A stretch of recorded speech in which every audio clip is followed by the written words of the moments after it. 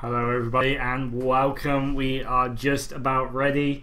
We are going to have a Zerg versus Protoss. Do you know anything about Team Yao, Chris? I know very little. I know Moose is another one of those UK players who appears in the UK Opens a fair amount and the UK qualifiers. But apart from that, I know very little. Okay, so we're both going to have a bit of a learning experience today, I guess. Absolutely. So this should be interesting. We are on WSC Daybreak LE. And as you said, it is Team GG versus Team Yao, who they did teach us how to pronounce. Yeah. Hooray. So it's a good start. So we should be able to get into this fairly easily. Yeah, and as I was just saying to Team Yao, that I actually have a Chinese restaurant near me that's called Yahoo. Yahoo? Yeah, honestly. And I make that joke every time I go past. I just go, Yahoo. Yahoo! And the girlfriend's like, what'd you call me? I'm like, no. No, you misunderstood. Yeah. So, shall we introduce the players? Go ahead, I'll let you take this first one, shall we? Alright, excellent. Ladies and gentlemen, spawning in the bottom left-hand corner of the WSC Daybreak, playing as the blue Protoss for Team GG, we have Droller. And spawning in the top right-hand corner as the red Zerg, playing for Team Yao, we have Moose. Who took ages getting into game. Yes, the Moose is loose, apparently. Moose is loose, yes, absolutely. And we'll shortly be seeing what the Moose can do. Never thought I'd say that while commentating a game of StarCraft. What can this Moose do? But I'm sure there's a custom game that involves a moose out there somewhere. And if there isn't, I'm sure there's some very talented people that could probably make one.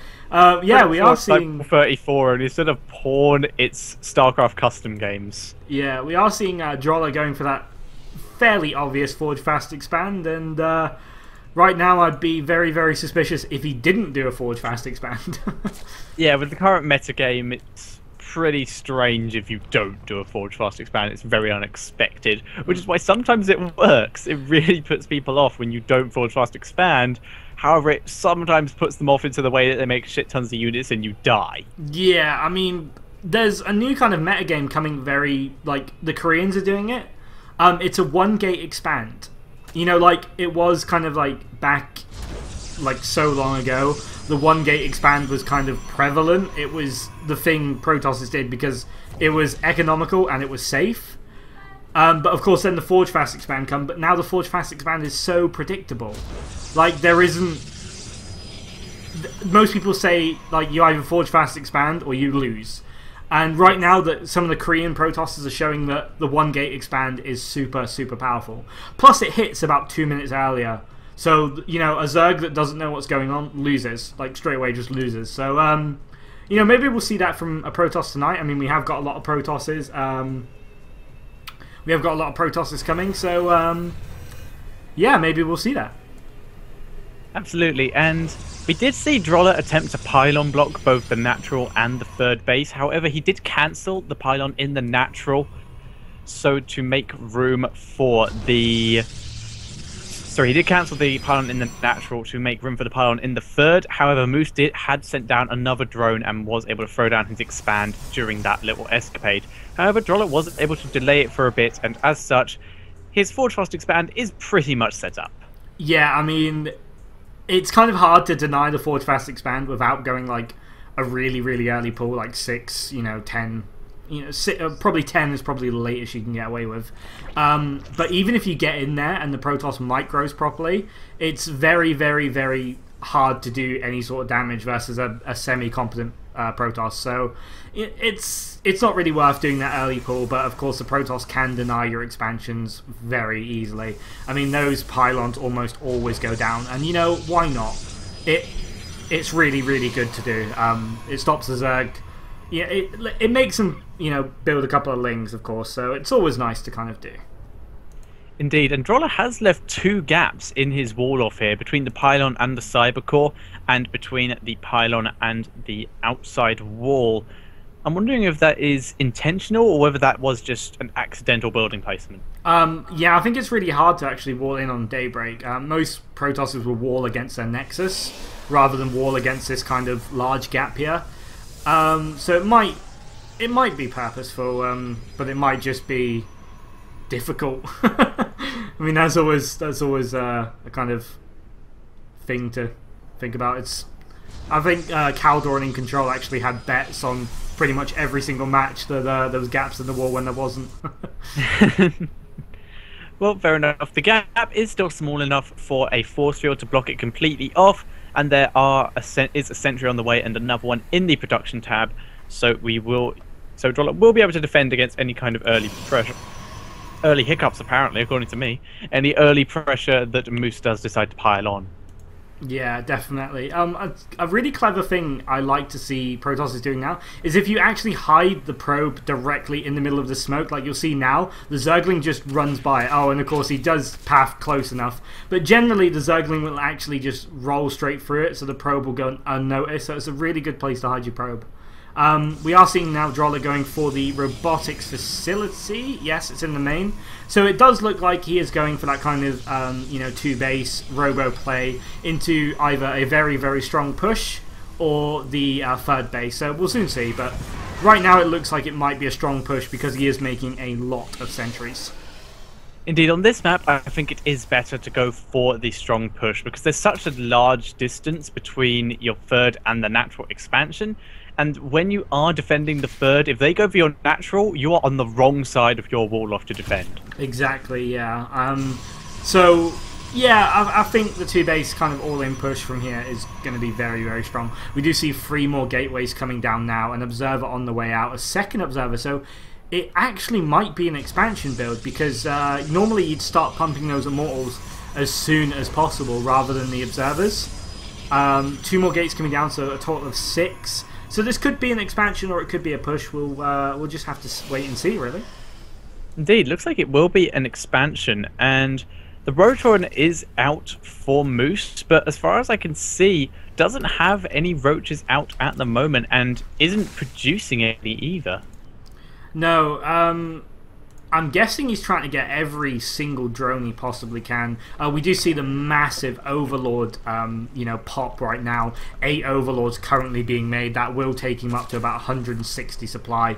So he will be able to pump those roaches if needed. He has got very good map vision right now, and he did just scout everything that's going on. He sees there's only a couple of sentries. There's some more hiding outside the base that probably won't get scouted. And an immortal just popping out as well. He sees the forge spinning, and now he starts creating these roaches. So he's creating 14 roaches, burrow on the way, speed on the way, a 4th hatchery on the way. He is going to be perfectly fine against any sort of 2-base push. But of course the 2-base push is not coming. We are going to see a 3rd base straight here from Droller, so very, very economical play. Indeed, and there was one thing that definitely gave away that he was going for this 3rd base build, and that is the amount of drones that are currently on his natural expansion. Obviously way too many, so that is a good amount to be expanding onto. So as you can see, he is warping in stalkers, warping in sentries, making sure he can keep this defense up. But there are now roaches out. Roach speed has been researched, so Moose is going to attempt to poke this, do some damage. And if he can't, he will do the thing that Zergs always do, which is dance around this potential 4th base spot and just dart into the natural and then into the 3rd and just try and find a gap. Yeah, but there is going to be no gap as Droller has excellent map control with this observer, seeing all the roaches coming. We do see a 4th base now coming down from Moose as well as he tries to apply some pressure, managing to get a pylon cancel without losing anything. So, you know, a couple of minerals here, a couple of minerals there, why not? The Spire almost finished now as well for Moose, so we are going to probably see a muta transition. A lot of Lings on the way. He is going to put on pressure for this 3rd base. He really does not want this to come up. Absolutely, and a muta transition in this situation is really good because Protoss players are focusing so much on sentries lately. They are not very good against mutas. They can get picked off, and then suddenly your army is really vulnerable to roaches. Yeah, definitely. And of course, right now, Droller is thinking, okay, I'm making immortals, I'm making sentries, I'm making stalkers. He's making Ling Roach. I'm sorry, I'm going to interrupt you here. Yeah. There has been a Zergling run by into the main base, which is currently killing off quite a lot of drones. He has warped in 2 zealots, and there is an immortal already in the main base to help defend against this, but that was near enough all of those drones killed. Yeah, that was 11 workers there. That's quite a lot considering, you know, how did they get in? they literally just ran straight through the gap. There was nothing blocking off the gap in the wall off, and they ran straight past the cannon. There is a sentry there, but maybe he just didn't kind of get Wasn't paying enough attention. No, the Muta's now on the way, but they are very, very small in number at the moment. Only 6 on the field to the right here. A couple more joining in now by the looks of it. A total of 14 meters, 15, 16. So the meter count is rising. They are coming up to gut this probe line again. But there's not a lot of probes here, considering he's just revealed his meter list for, you know, just a couple of probe kills. Maybe he wasn't really expecting that Ling run by to do well. But the Nexus is looking like it might go down. Blink is not done. These Stalkers are completely out of position. They're actually chasing the Roaches away. He's going to let this Nexus fall. There's nothing he can do right now. Absolutely, there wasn't enough anti-air in that area due to the fact he was too busy defending his third base. So what Droller is doing is exactly what he needs to. He can't defend. He's going to keep warping in units at home to help defend and hopefully save his natural. But in the meantime, he is going in for the kill. He's going to do as much damage as possible while all of Moose's money is in those Mutalisks, but cannot engage this army directly. Yeah. And here we go. That fourth base is annihilated. Yeah, 27 Banelings just morphed in. Oh my god, where are they? They're on the ramp, and if he does not... he's got Burrow! Oh my god, is there an observer? There's no observer with the army! Where is he? There is an observer in the third base. It does see a couple Banelings morphing. He is going to know what's going on, sort of. But here we go. Looks like he's just going to go engage and trap the army from behind. Good force fields there. But now the majority, there may not be enough force fields from behind. Oh, great force fields. He's surrounded his army, but the Banelings, there's so many of them. He's going to have to keep perfect force fields to keep this alive. One of the Immortals goes down the outside. Banelings are making their way in. Mutas are killing everything from the front. More Stalkers coming in from behind, but the advantage is heavily in Moose's favour. There are so many units here. Droller bringing it in, more Stalkers to reinforce, but he's having to move away because there's so many Zerglings right now, and Stalkers just can't beat these Zerglings here. Droller attempting to micro away to get in range of these rocks so he can blink across, and those few Stalkers make it out alive, but that was huge damage done to Droller, and now these Mutas are going back into the main base to kill everything. Yeah, definitely a very, very good engagement there. Very intelligent choice making Banelings there. Most Zags was actually trying to make more Roaches, which would definitely not have done as well. So yeah, great engagement there from Moose, just about as good as it can go. And when you're behind you, Dark Shrine coming down now. But I don't think even DTs can save the day right now. More Stalkers being trapped on the outside of the base. Banelings being morphed in right in the face of Droller, and they are going to explode on these Zealots, killing just a couple of them. But there are enough units here to clean up the remainder of Droller's army, and I'm not sure if he can pull this one back right now. Neither can I. Even during this, there are Mutas in the main base. They have killed off the pylons powering 3 gateways and the Robo. They're about to kill off the pylons powering 2 more gateways, leaving Droller on 1 gateway. He does not have the production anymore. He's trying to build 3 more at his third base, but there's units there killing everything, and GG by Droller. Yeah, Yao, sorry, Yao? It is Yao. Yao Moose taking game 1 there for his team in this best of 5. So very, very well played by him. Unfortunately, Droller being caught in a very compromising position there. Not quite getting the scout on that Spire. I think if he gets the scout on that Spire, that game goes completely different. Absolutely. So well done to Yao's Moose. GG will now be picking another player, and we will be right back with game 2. And yeah, so please stay tuned. Thank you guys. And yeah, as Chris said, game 2 coming up, some music and commercials, so stay tuned, enjoy. Thank you. And we are back for game number 2. Just letting everyone know that we are ready. And we do see GG Andy Pandy, who is now a random player. When did that happen? He switched shortly after the WCS qualifiers. He stayed as Zerg while he was attempting to qualify. Unfortunately, he didn't make it just short of qualifying. So he's wanted to switch since before I-45, but has been putting it off for tournaments. So he has now turned random so that he is used to all races. So when Heart of the Swarm comes out, he knows what he wants to pick. Okay, that's actually pretty smart. So we do see Andy Pandy spawning as... Oh dear. Have you got your starboard wrong? No. Unfortunately, it's Protoss. Oh. Yeah. So we are going to see another PVZ. And it would be my pleasure to introduce the players. So, In the bottom left-hand corner, spawning as random, but spawning as Protoss, we do have GG's Andy Pandy, which actually has 300 APM with his feet. It's a very impressive sight. And in the top corner, currently taking 1 game for his Team Yao, we have Moose, the Red Zerg. Very, very impressive first game of play. See if he can pull off another great ZVP here. And Andy Pandy going for that pylon on the low ground, so it looks like we are going to see a Forge Fast expand. And Moose bumping into Andy Pandy's probe there, so he knows what's coming. Absolutely. I get the feeling that we may be seeing a lot of Forge Fast expands. That may be fairly common. Well, tonight. As I said, I'd love to see a 1 gate expand. Just because it's a bit different, and I want to see if Zergs know actually how to handle it properly. Because, you know, most Zergs will kind of stick to their timing, 6-minute gas, 7-minute roach warren, etc, etc. And that actually hits way before you can get roaches. So, I'd love to see it. I would absolutely love to see it at some point tonight.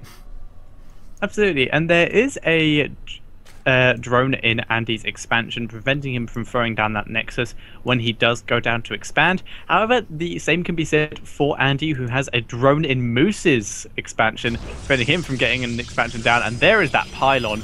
No expansion for you, and Andy is right on that drone. There is no way Moose is getting down that expansion at his third, either if Andy can help it, and Andy is going to dance around a bit. At the same time, though, Moose has a proxy hatch in Andy's natural. Yeah, this is actually a... I don't want to say common, but it is actually a kind of a good response, because obviously you need to spend those minerals, so getting down this hatch, and what you can do is you can actually cancel the hatch and turn it into an Evo chamber. So the Evo chamber then finishes, and it denies the Protoss's expansion for a long time. So, but obviously the Zerg now has 300 minerals less. He's going to have to kill this before he can expand. But again, I don't mind this. It stops them going Nexus first, or, you know, Nexus immediately after the Forge. There you go. As you can see, the Evo chamber now coming down. So, you know, it's going to deny this expansion for a long time, and it's quite a small investment. It's about 100 mineral investment. So, great. I love to see things like this. Absolutely. There is a cannon now up that is doing a fairly good job of killing that Evo chamber, but as you said, it will finish, and Andy will be delayed on getting up his expansion. And Moose has managed to kill off that pylon and is now throwing down an expansion of his own. So very good job there by Moose. He will get his expansion up before Andy has his, and that is very impressive when playing against Forge Fast. Yeah, definitely. You can see the Broodlings now chasing this probe. This probe does not want to be killed, and he gets away. Some good control there by Andy Pandy. Yep, absolutely. It managed to get that out of the way. And as we can see, the Forge Fast expand is complete. There is a little gap there that he will be able to get a Zealot in when he has the minerals, and he has also thrown down his Cyber Core. So, still very similar builds. We are in the same situation as we would be had we seen a normal Forge Fast expand, but in this case, Moose has come out ahead, and he will still have up his expansions before Andy does. Yeah, as I said, it's a really good investment if you can pull it off. It stops the Protoss like probing very hard, because obviously if your expansions are blocked, your lava's behind, you know, everything's a little bit delayed, but the Protoss is perfectly on time. So it kind of gives the Protoss that advantage. So if you can manage to kind of do this Evo chamber block, I suggest you do. Like, it's such a good thing. But of course, now the game's a little bit confused. Like, the timings are a little bit late. Everything's like a little bit off. So hopefully both players kind of realize the timings maybe later, maybe, you know, different, and hopefully they react properly, or else we might see a very, very short game here. Absolutely. We are seeing a pylon up in Andy's main base. This will probably be used for a couple more gateways. His expansion is now up, and we will see a couple probes transferred from that main base down towards that natural, also rallying his main Nexus down there too. We're also seeing Andy head out with his Stalker and Zealot in order to see if he can do a bit of poking on the third base for, as we can see, not that many aggressive units out at the moment for Moose, where he doesn't really need them at the moment. No, but this Stalker Zealot pressure is actually really, really good, because it forces a reaction out the Zerg. Like, for example, right now the Zerg is making 8 lings. That's gone up to 10 now that he sees a Stalker in his base. So this is, you know, that is 5 drones that could have been. And what does it cost the Protoss? Some shields. As long as he gets out of there and doesn't lose these units, it's very, very worth it. But it looks like the Zealot may actually lose these units. Nope, the Queen has gone back to injecting, so the Zealot does get out of there alive. Yeah, as I said, brilliant play. And it looks like Andy Pandy is going for a gateway timing. The pylon just coming up now. A little bit of harassment to kind of distract the Zerg. If he spots this pylon, the kind of intentions are going to be known. But he just sees it. Oh, this is bad. Yeah, very unlucky, so it doesn't look like this is going to happen. Twilight Council is now going down for Andy, so... Yeah, we do see a Zealot warp in already, though. And this is going to force even more units, but Roaches are now on the way. So I'm not quite sure what just these 4 lone Zealots can do. If they can get in and kill a couple of drones, then maybe it's worth it. But as soon as these Roaches show up to the party, it's going to be very, very hard to do any sort of damage. Well, the one thing they're definitely going to do is deny mining time. So if he can get past these Zerglings, which he'll be able to size through these. He's going to be able to possibly kill off a couple drones, like he gets 1, 2 drones. He can possibly get a couple, and as you can see, drones are being pulled off, and they are going down. So he has done a fair amount of harassment. Yeah, a little bit of light harassment, of course, forcing maybe a few extra Roaches than they'd like to make at this stage. But now the Zerg player has just gone back to heavily droning, so 11 drones. But as you can see, the drone count is actually not as high as it should be, and of course that is because of that early game kind of mischief and then defending against the warp in. So Andy Pandy doing a great job at keeping that Zerg as low econ as possible, but right now the Zerg's just going to fly with it. I mean, he's making so many drones. As you can see, Andy Pandy on 40 harvesters while the Zerg is sitting on nearly 60, soon to go over 60. So it's going to be very, very hard for Andy Pandy to kind of keep up now. Absolutely. Andy is, however, chrono boosting out his level 2 attack. So he's keeping very much on top of his upgrades, which will be a good thing and will help him defend against this very roach-heavy force. And a Spore Crawler coming down for Moose. Is he... I think he may be expecting some sort of cheese. Well, he's seen the Twilight Council. I don't think he realised it was researching, so he may have assumed DTs, because when you're Protoss and you're behind, you DT. So you know, he might have seen the Twilight Council and just assumed maybe a proxy DT shrine somewhere. I mean, that's a definite possibility, but instead Andy Pandy is actually going for the +2 blink timing, which is very, very strong against just pure Roach, especially if his blink micro is good. But right now we only see a few Roaches, 16 more on the way, which is definitely going to help. But if you see the probe coming with the Stalker Force right now, and if Moose is not careful, he can definitely lose to this. Absolutely. And he's about to throw down a forward pylon and is moving forward. He does have that level 1 upgrade, and it looks like he's...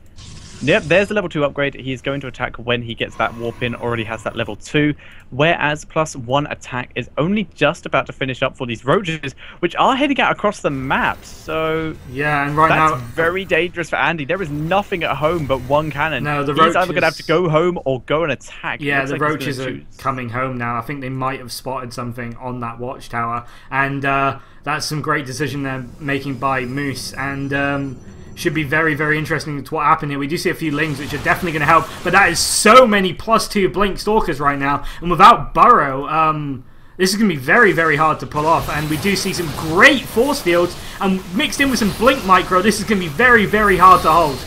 Absolutely, really good force field, small gap, but there we go. We are seeing the Blink Micro, and those Stalkers dominate that Roach army. The force fields are slowly dissipating, and the Roach force the Stalker force is dwindling. But the Stalkers' DPS is so good. We're seeing another warp in of Stalkers, so they're going to be able to sandwich that back Roach army and then help their friends with the army at the near the 3rd base. And there we go. Moose sees those reinforcements and has to retreat and to regroup. More reinforcements coming in from Moose as well. Andy trying to get into the mineral line to do some damage, blinking behind the gas. Yeah, and more sure reinforcements coming in from the back. He's sort of blink microing, but he's getting himself trapped. The concave is getting really good for Moose, and it looks like Moose will be able to clear this up. Yeah, that was really strange positioning there from Andy. He also backed himself into a corner over here on this left-hand side engagement as well. Obviously, Blink Stalkers are very, very cost efficient, but if you're blinking them into fire, then there's absolutely no point to blink them. So a little bit of miss micro there by Andy Pandy, maybe not quite reading the situation for what it was, and he is very, very far behind right now. Absolutely. 58 supply to 143. free supply. That is incredibly detrimental to Andy's chances. He's having to warp in units near enough constantly, and it's very, very scary. He is getting that robotics facility to hopefully get out some immortals to help defend, but it's looking so dangerous. He has moved to his third base, but there is a Ling burrowed there, and Andy doesn't have that robo facility yet, so he doesn't have observers. And the thing is, Moose has already researched burrow and tunneling claws, and literally, as we said, no observers means no detection, and goodbye to that pylon, and goodbye to those zealots. There will be no escape for them, and now they're in range of the only piece of detection currently on the map. If they choose to kill, if they can pick that off and burrow before the observer comes out, they're gonna focus down the cannon. There it goes. He can now burrow and tunneling claws as he wishes. He's seen the robotic facility, it's only just gone up. Appears not to realize that there isn't any detection out yet, and here we go, more reinforcements coming in. Andy has moved to the high ground to try and kill this off, separating some of these units here with force fields.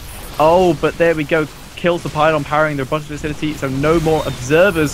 So here we go, those robots can just tunneling claws under this, and there we go. Now he knows there is no detection, and Andy is in so much trouble right now. He's just getting underneath those stalkers, and there we go, popping up, and he's just going to do so much damage. He's going to tear apart this force right now. And GG, well played from Andy, and Moose takes the second game. Yeah, it might be an all kill here.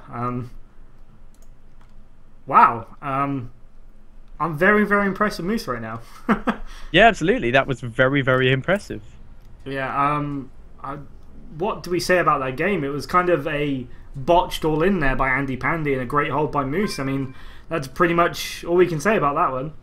Yep, absolutely. Some really good defense by Moose and some really good positioning. Obviously, like you said, must have seen something on that Xel'Naga tower that gave the key away to Andy's all-in, and did retreat and manage to hold that off extremely well. Yeah, I think that's a completely different story there if Moose carries on. Basically, if he had attacked, it would have become a base race, and that +2 upgrade for Andy probably would have won him the game. Not to mention force fields, you know, warp-ins and stuff. So yeah, a completely different story there. But obviously, Moose just catching the glimpse of that army, I assume, in that Xel'Naga watchtower. So pulling back in a great defense. Not much else to say about that game, really. So we'll jump into a quick commercial break and back in just a few seconds with game number 3. Do we have a player yet, Chris? We do not. We are just checking, so we will announce it when we get back after the music and commercials. Thank you. And we are back for this possibly final game between GG Born and Moose Yao. Incredible play from both teams so far, but obviously Moose just doing so very well against Protoss right now. Yep, absolutely. Moose was unfortunately able to best 2 of GG's players, so we do now see GG Born on Metropolis, so we can see if GG can turn it around or whether Yao can continue this really great form. Yeah, well, Born actually being one of my favourite GG players right now. We've seen him like pretty much dominate the WCS qualifier recently, so you know, he's been doing really, really well in everything, really. Absolutely. He wasn't able to actually qualify for the WCS, unfortunately. But as you said, has been doing really, really well lately in almost all the matches he has been put into. Yeah, exactly. So I'm looking forward to this PVZ, and obviously we've had 2 PVZs already. Unfortunately, Andy Pandy rolling random and still getting Protoss, so the gods are not favouring us right now for some diversity. But yeah, maybe we'll see a little bit of difference between Forge Fast Expand into Roaches, into a timing, into the Protoss losing. I think you will be inaccurate on the first couple due to the fact that we do already see the pylon down on the low ground. So we will be seeing the Forge Fast Expand out of Born, and his probe has now made it to the Zerg space, so he will probably attempt to use that to deny that expansion as long as possible. And there is that spawning pool, and there goes the drone down to get the expansion, but Born is on top of that and sends down his probe to block the expansion that isn't going down. No, that was a scouting drone again. That was. I completely missed that. I was going to say, when I play Zerg, the probe always follows my scouting drone down. Because of the timings, like it looks like a hatchery going down, but obviously it's not. And the pylon does go down, blocking once again. We do see that this... Oh dear. No Moose. Damn it, Moose! He's turning on his map packs. That's the only way. Oh my god! So we are in the first 3 minutes of the game, so we'll more than likely have a regame. Yeah, if he does disconnect. So this is still very unfortunate if this does happen. We have had it before. Darn it, Battle.net. Yeah, we need resume from replay. It's coming soon, hopefully.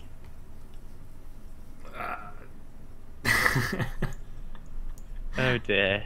It's us. It's fine. We're allowed to plug our own show. Yeah, it is fine.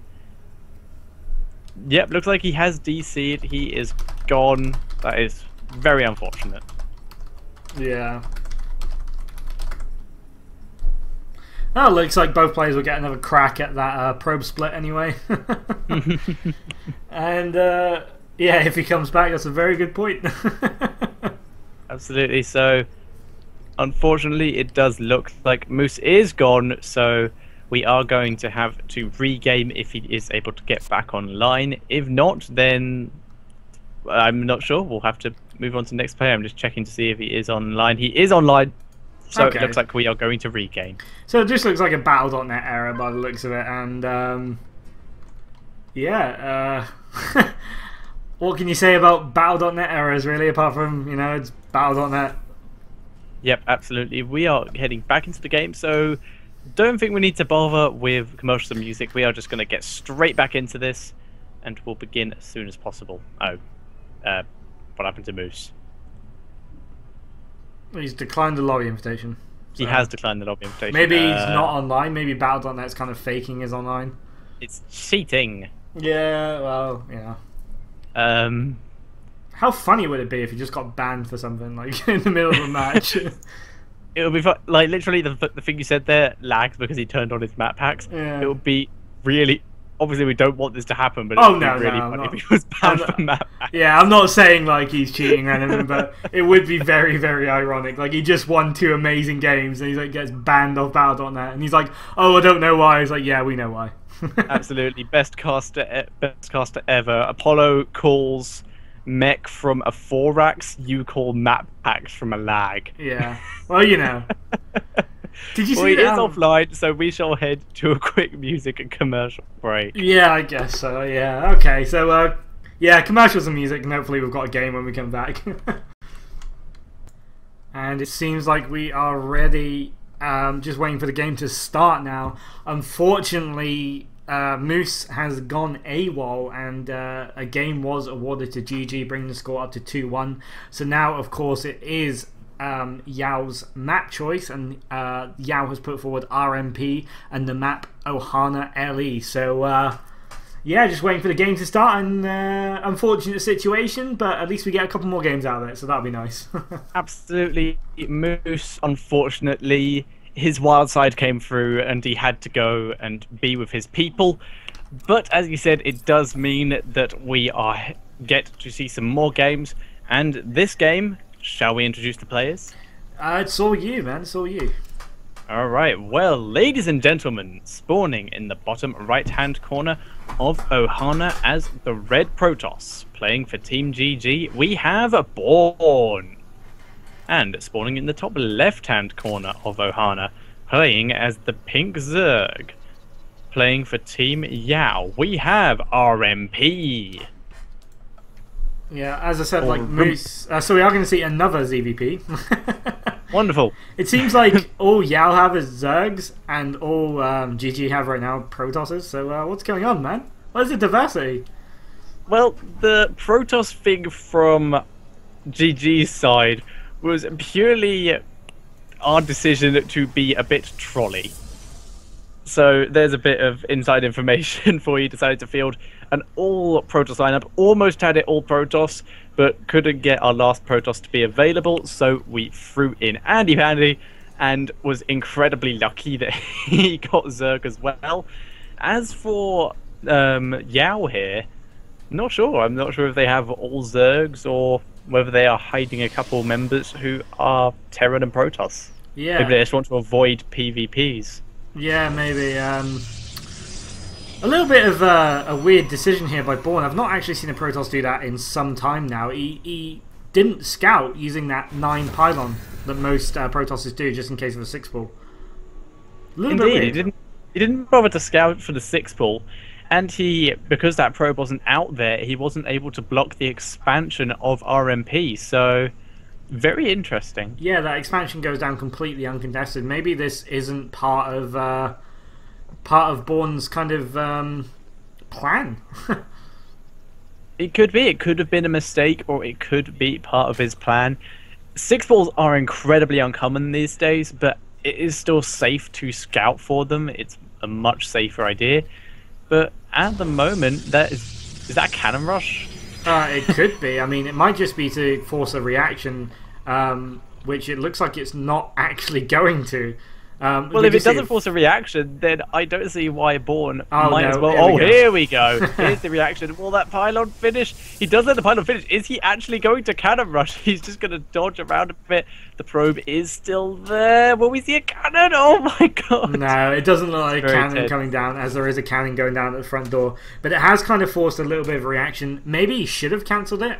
Because obviously, you know, the drones are just kind of leaving it alone now, realizing that nothing is coming, and just kind of, yeah, that pylon can sit there, you know, and Indeed, Bourne still has the potential to get in behind the mineral line to throw down cannons, but at the moment, ROP just isn't that fussed. He's just going to let it sit there and just continue his build. When he gets out some Zerglings, they will head in there to kill it. Yeah, we do see 2 queens on the way, which is a little bit uncommon. Usually you see that first one, but obviously that pylon going down probably cost the Zerg more minerals than it would do the Protoss putting it down.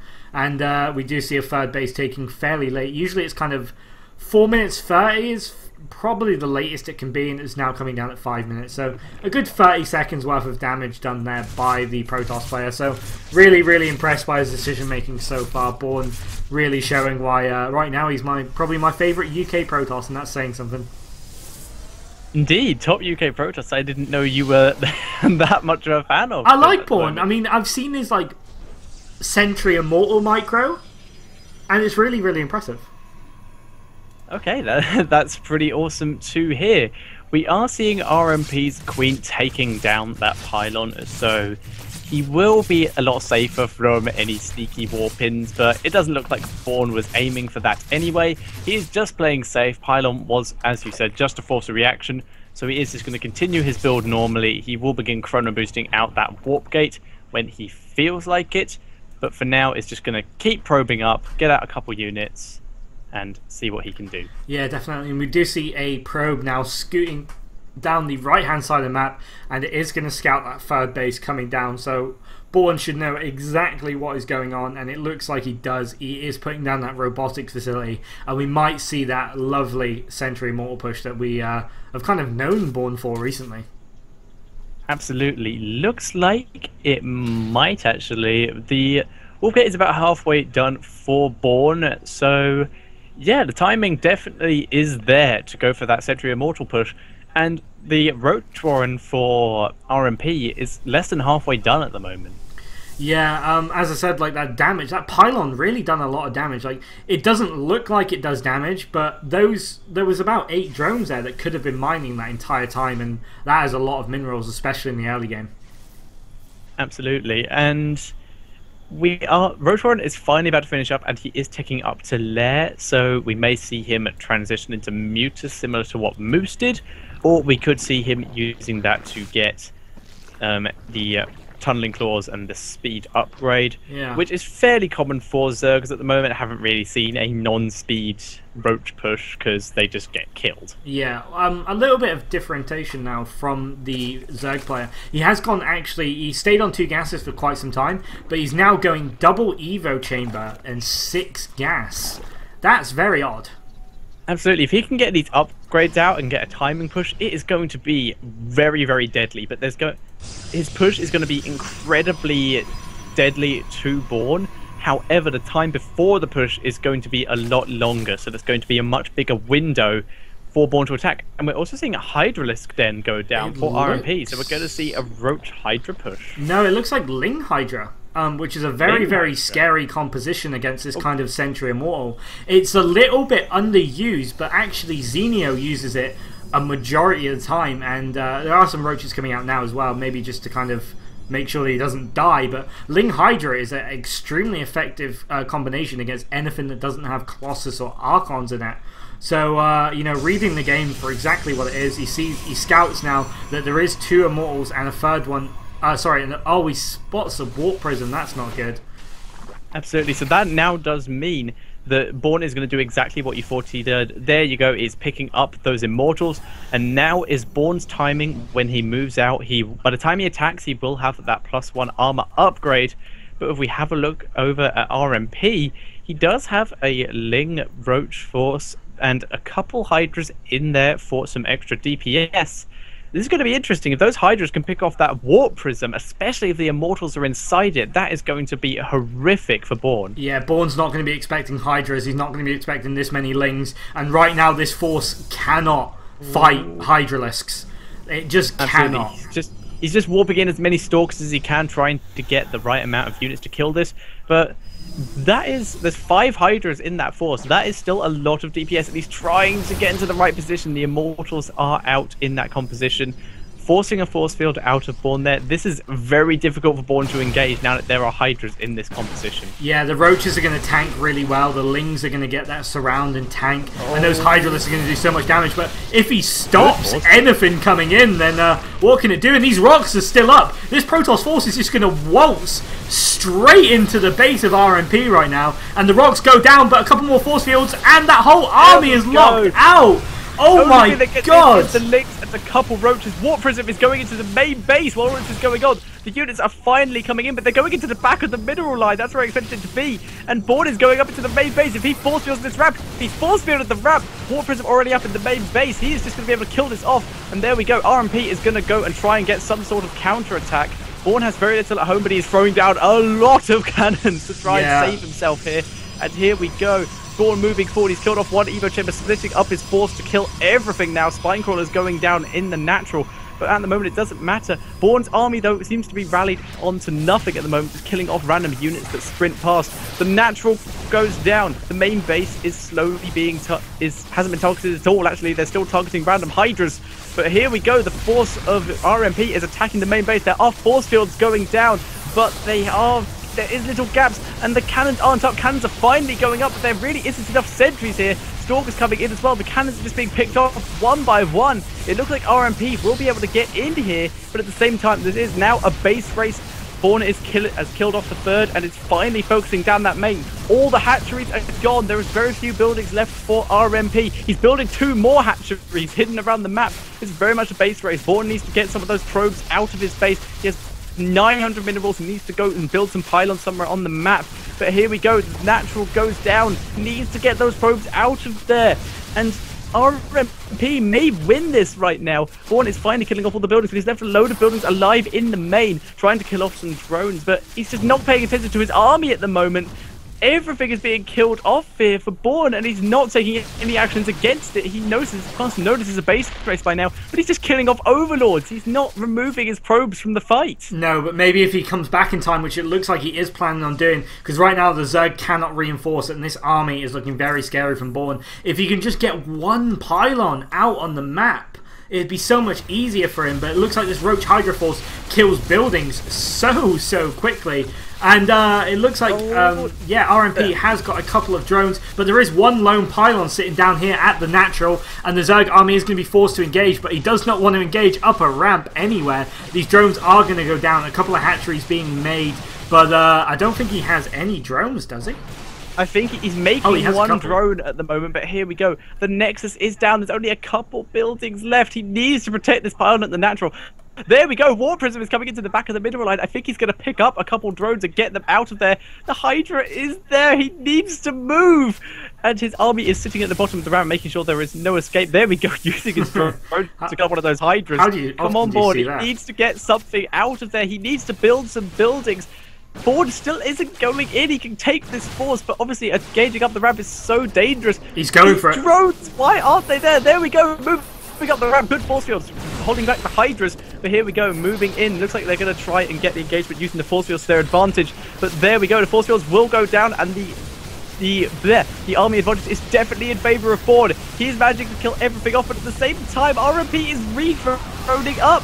He's redroned up one of his bases already and is getting the others. The army is obliterated for RMP though, but there are no bases for Bain. He does have 1,000 minerals. If he can tech back up, he has a huge advantage, but there are just bases everywhere for RMP. Bain needs to kill them off so quickly. There's more Hydras in production because the Hydra there wasn't destroyed. There are now 3 working hatcheries on the map. One of them is mining, and there are a couple Hydras here to defend it. More in production. Bain's army is a huge advantage if he can kill off these bases before RMP can get an army up again. He is going to win, but right now RMP is mining and Bain isn't. Yeah, I don't like Bain not leaving anything at home. I think that's a little bit risky considering that the Zerg could have a spawning pool, could have links. But right now the Zerg's army supply is actually at 16, which is equivalent of 8 Hydralisks. So I don't think Bain's got to worry about any sort of counterattacks. Hydralisks are slow. Another hatchery bites the dust.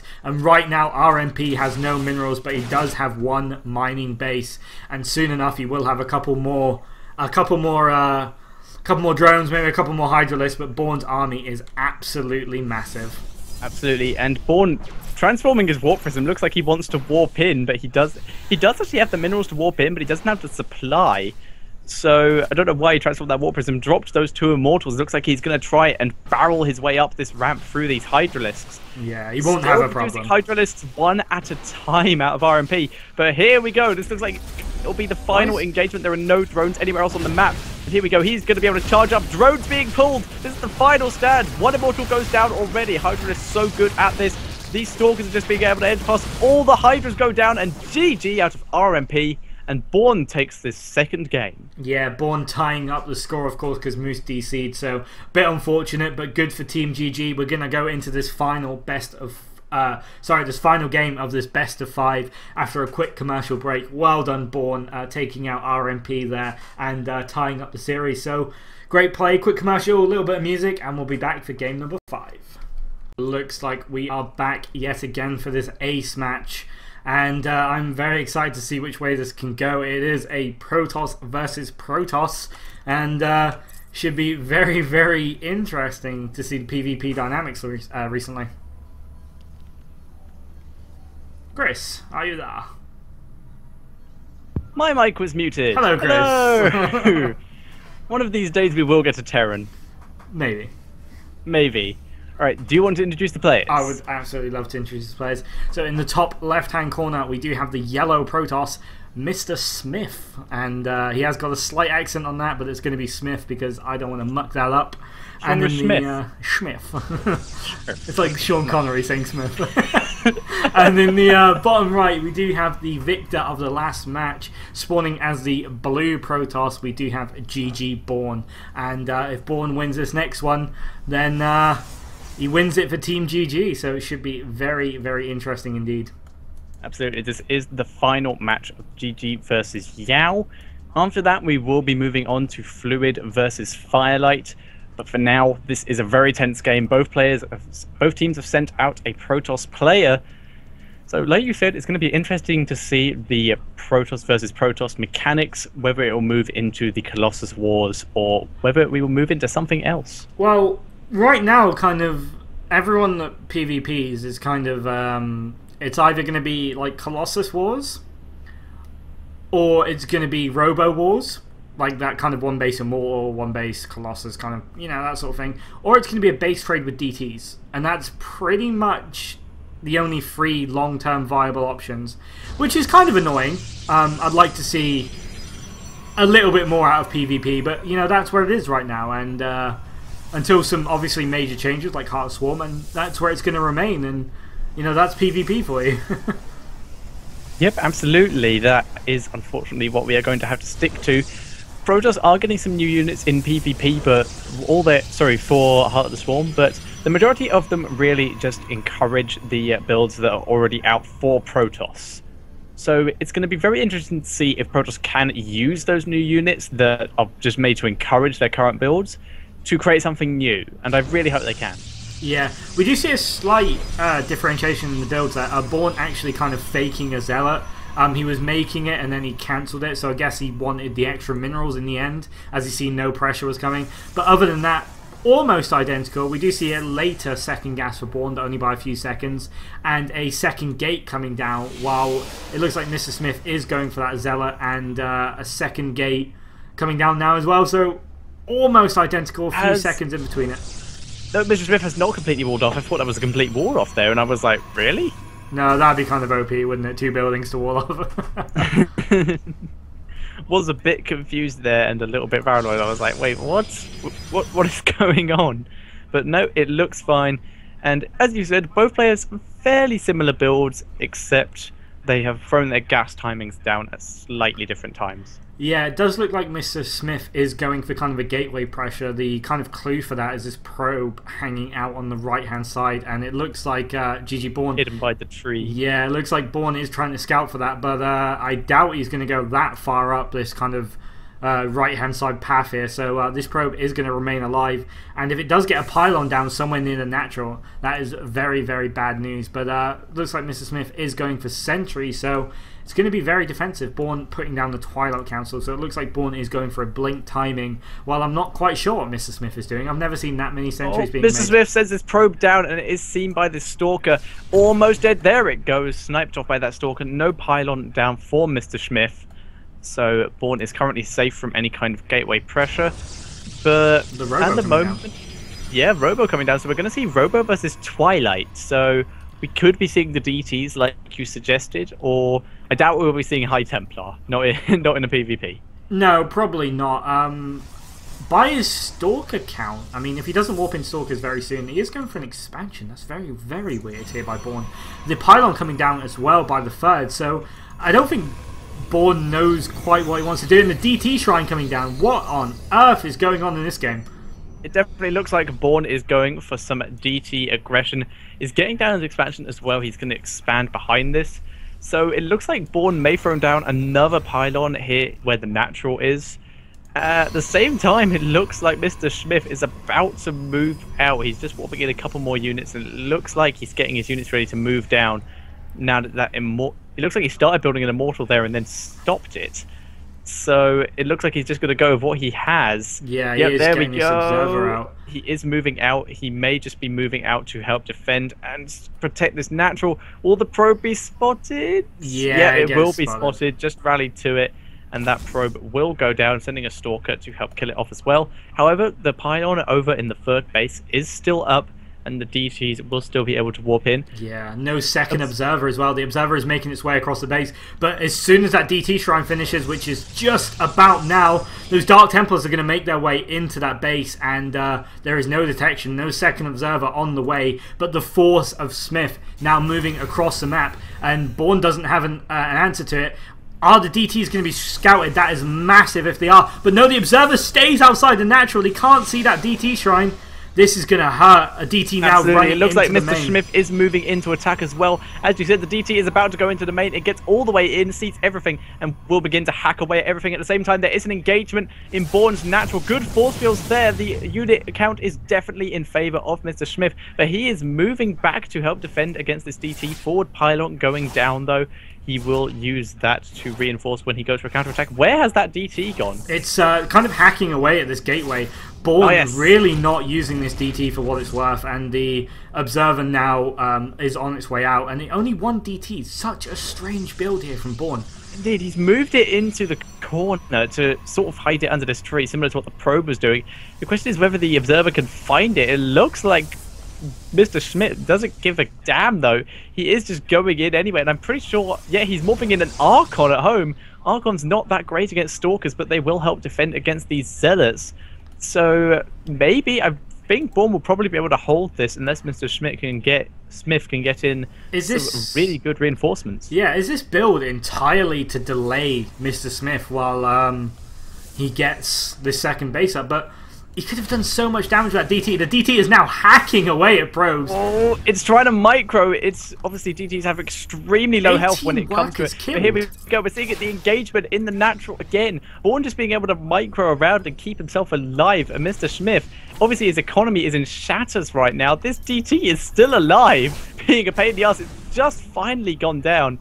And an observer is coming out for Bourne as well. But that was a lot of probes killed. And the thing is, Born's expansion is now up. He is starting to probe it up. He does have charge and if he can defend this, there is an Archon out. The Archon is going to be so good against this Archon, but here we go. It looks like Mr. Smith is just going to go and try and kill now. Charge lots are out, and that's a huge advantage for Born. But great force fields there by Mr. Schmidt. And there we go. Charge lots are getting in there, but good force fields again. But the Archon just crushes them. And it looks like Born will easily hold this. More reinforcements being warped in. Archon goes down. It is just speed loss and a couple stalkers now, and the unit count is still very much in favor of Mr. Smith. More zealots coming in for reinforcements, but the force fields are really getting in the way. And GG from Mr. Smith, and GG Born takes it. Wow, I've never quite seen a PvP like that. Oh my It worked. God. It absolutely worked.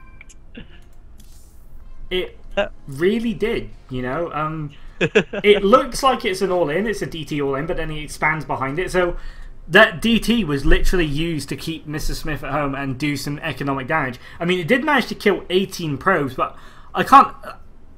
I'm just assuming here, but like 2 DTs kills like 30 probes there, surely. Like, it kills way more than one.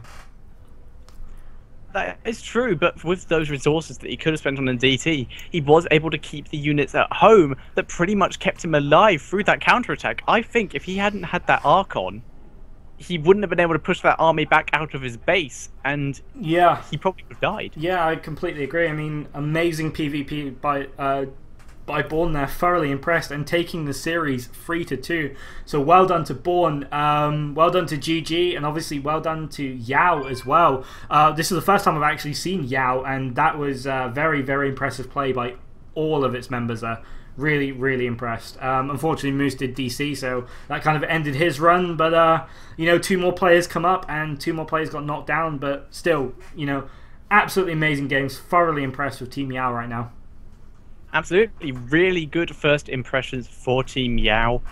So we will now be moving into the second team match, which will be Team Fluid versus Team Firelight. So we have our little regulars and the team that put up probably one of the best Protosses I have seen recently in last week's show matches. Yeah, he was very, very impressive, and I'm probably guessing that we are going to see him again.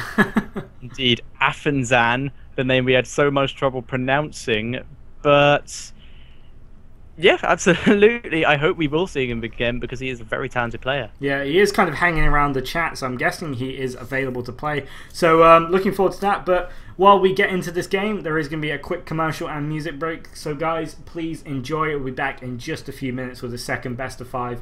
While we do have some downtime, don't forget to tweet us. All the information you need is on screen right now. So yeah, guys, get on with that, and we'll see you in just a few minutes.